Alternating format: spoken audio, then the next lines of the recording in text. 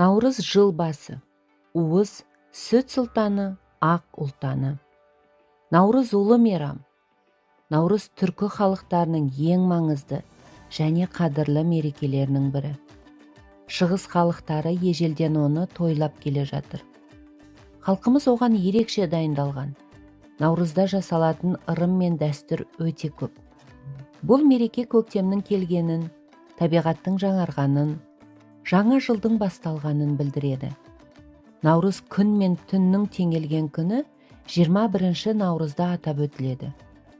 Наурызды атап өту дәстүрі көп ғасырлар бойы сақталып келеді.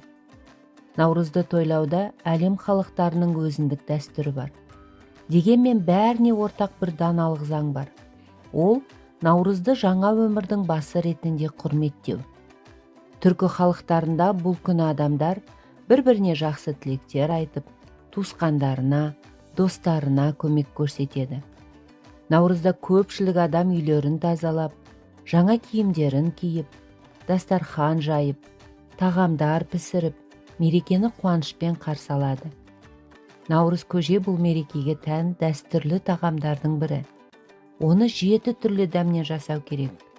Сүт, су, құрт, тұз, бидай, ет және күріш. Наурыз қай күні кірсе, жылдың қалай өтетіні соған байланысты болады екен. Наурыз мерекесі Нұх пайғамбардан қалған деп айтылады.